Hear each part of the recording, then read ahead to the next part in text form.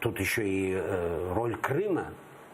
Мы всегда очень чувствительно относились к процессам, по которым можно было бы судить, что нас подвесили. И первые заявления, как бы там ко мне не относились, когда я говорил, что если назначаемое должностное лицо в этой команде говорит, что Крым не находится в повестке РНБО, это очень серьезный был сигнал, и мы его последствия сейчас видим.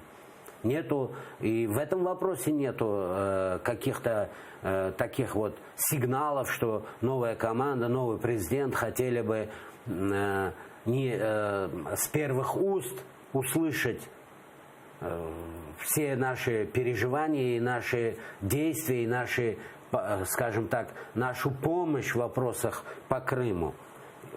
Первый, предыдущий президент это слышал, и решений, и во всех этих вопросах очень шли консультации, и, между прочим, МИД наш, многие международные форумы при нашем активном участии проходили, потому что Крым это есть самый важный, один из сильных аспектов будущего Украины, ее независимости. Именно вот я, например, не слышу от Зеленского таких посылов, месседжей для народа, для страны, для мира, которые ранее мы слышали, что Украина не состоится как полноценное независимое государство без Крыма. Это же не просто лозунг, это суть политики, суть строительства независимости Украины. Понимаете? И помимо того, что эти месседжи всегда давали уверенность и надежду нашим сотням тысяч на оккупированной территории, спустя 5 лет не снизить накал сопротивления фашистским оккупантам, да, в лице России.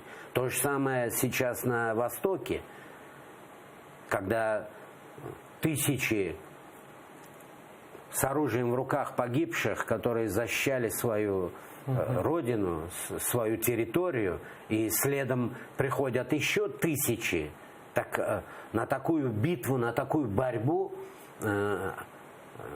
вдохновлять обязаны власти, и особенно которого мы называем главнокомандующим, то есть основным лидером, полководцем в этой войне.